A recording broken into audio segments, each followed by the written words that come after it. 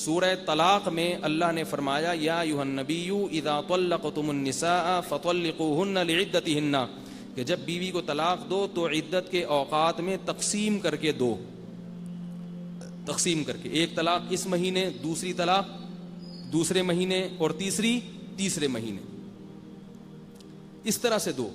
اور اس کی اللہ نے حکمت کیا بیان کی؟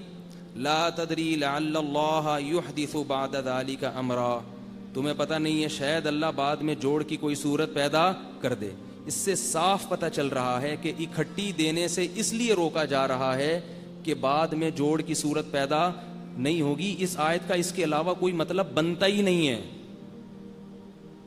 بنتا ہی نہیں ہے۔ اور یہ بھی فرمایا وَمَن يَتَّقِ اللَّهَ يَجْعَل لَّهُ مَخْرَجًا، جو اللہ سے ڈرتا ہے۔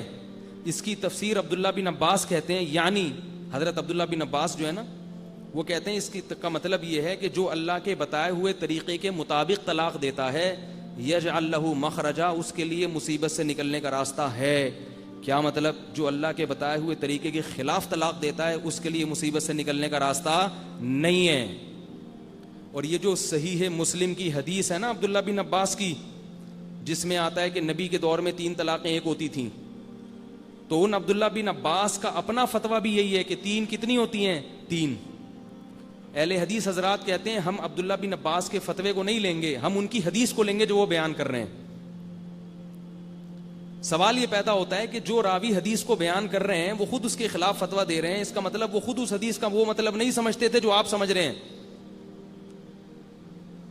تو اہل حدیث اس کا جواب یہ دیتے ہیں کہ عبداللہ بن عباس نے جو 3 کو 3 کہا وہ حضرت عمر کے سیاسی فیصلے کی بنیاد پہ کہا ہے۔ اس کا بھی جواب یہ ہے کہ عبداللہ بن عباس نے جو 3 کو 3 کہا تو دلیل میں حضرت عمر کے قانون کا حوالہ نہیں دیا، بلکہ دلیل میں قرآن کی یہ آیت تلاوت کی ہے وَمَن يَتَّقِ اللَّهَ يَجْعَل لَّهُ مَخْرَجًا۔ ایک شخص آیا عبداللہ بن عباس کے پاس 3 طلاقیں دے کے، تو عبداللہ بن عباس نے کہا کہ تیری بیوی تجھ پر حرام، اکٹھی دی تھی اس نے، حرام ہو گئی۔ اور پھر فرمایا ان عمک لم یتق اللہ فلم یجعل لہ مخرجا، تیرا چچا نے دی تھی طلاق، تیرا چچا چونکہ اللہ سے نہیں ڈرا طلاق دینے میں، لہذا اس کے لیے اللہ نے مصیبت سے نکلنے کا راستہ نہیں رکھا۔ اور یہ قرآن کی آیت کوڈ کی ہے انہوں نے۔ تو یہ بالکل دودھ کا دودھ پانی کا پانی ہو گیا۔ اب بھی کوئی پاگل اٹھ کے کہتا ہے کہ نہیں قرآن میں نہیں ہے، تو جھوٹ بولتا ہے وہ۔ تو اس لیے بار بار کہتا ہوں جو ائمہ اربعہ ہے نا، ائمہ اربعہ مجتہدین، ان کو فالو کرو، ورنہ راہیں آپ ٹریک سے ہٹتے چلے جاؤ گے، بہت دور نکل جاؤ گے۔ سب قرآن و حدیث کو فالو کرتے ہیں۔ بھائی قرآن حدیث کو سمجھنے میں علماء کا اختلاف ہوتا ہے، تو جب علماء کا قرآن و حدیث کو سمجھنے میں اختلاف ہو تو ان مجتہدین کو فالو کرو، ان کی فہم پر اعتماد کرو جن پر پوری امت اعتماد کرتی آ رہی ہے۔ یہ ہم کہتے ہیں، یہ نہیں کہتے کہ اہل حدیث جہنمی ہے اور یہ وہ ہے، ہم یہ نہیں کہتے۔ ہم کہتے ہیں بھائی اسلم راستہ کون سا ہے، بہتر راستہ کون سا ہے، آج کے دور کی فہم یا مجتہدین کی فہم۔ کتنا بڑا مسئلہ ہے طلاق کا، حلال و حرام کا، اور اس میں کتنی بڑی غلطی ہوئی ہے، کتنی بڑی غلطی ہوئی اور ہوتی چلی جا رہی ہے۔ اور اہل حدیث کے بعض علماء نے اس سے رجوع بھی کیا ہے۔ اہل حدیث کے جو حافظ زبیر علی زئی تھے نا، وہ 3 طلاق کو 3 کہتے تھے مگر اعلان نہیں کرتے تھے۔ وہ ان کی تحقیق تبدیل ہو گئی تھی، وہ کہتے تھے کہ واقعی 3 کتنی ہوتی ہیں، وہ کہتے ہیں صدیوں میں کوئی اس فتویٰ ملتا ہی نہیں جس نے 3 کو 1 کہا ہو، لیکن وہ انہوں نے اعلان نہیں کیا۔ ان کے شاگرد اس بات کی گواہی دیتے ہیں کہ وہ 3 کو کیا کہتے تھے، 3 کہتے۔ تو کتنا حلال و حرام کا ایک بہت اہم مسئلہ ہے، بیوی حلال ہو رہی ہے، حرام ہو رہی ہے۔ تو قرآن نے پہلا حکم تو یہ بیان کیا۔ اچھا اس میں یہ بھی دیکھا جاتا ہے کہ عورت پہ ترس آتا ہے لوگوں کو کہ 3 کو 3 کہنے میں نا عورت کا کیا ہے، نقصان ہے۔ بہت ساری عورتیں روتی ہیں کہ ہمارے میاں نے غصے میں دھڑ دھڑ نکال دی، ہم کہاں جائیں، یہ وہ۔ تو اس پہ مفتی کو بھی ترس آتا ہے، کہتے ہیں یار کچھ گنجائش نکالو۔ یاد رکھو جہاں جہاں عورت کو اس میں نقصان ہے وہاں بہت سی عورتوں کو اس میں فائدہ بھی ہے، بہت سی عورتوں کو فائدہ بھی ہے۔ آپ کو وہ نقصان نظر آ رہا ہوتا ہے مگر بہت سی عورتوں کی جو ظالم مرد سے جان چھوٹ جاتی ہے، ایسے بہت سارے کیس ہیں۔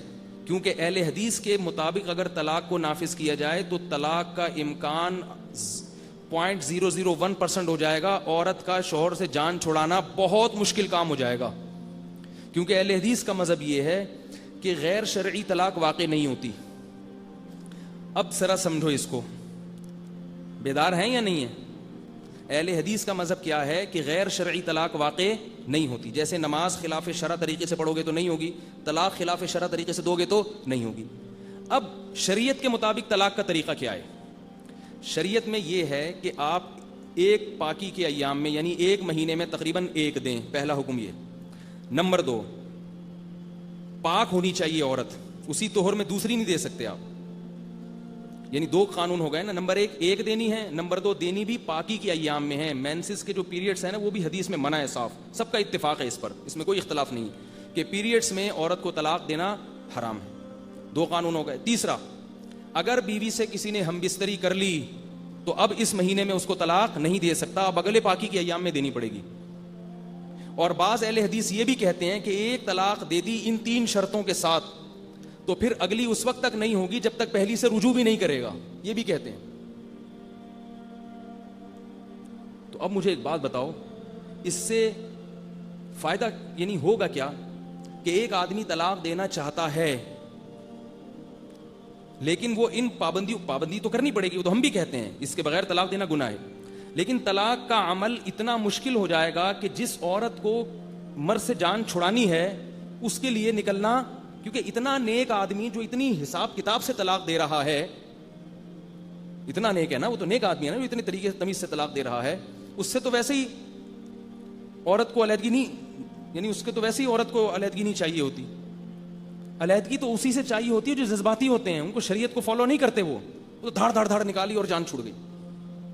تو ہم تصویر کے ایک رخ کو تو دیکھتے ہیں عورت کا رونا دھونا, دوسرے رخ کو نہیں دیکھتے کہ بہت سی عورتوں کی جان چھوٹ جاتی ہے.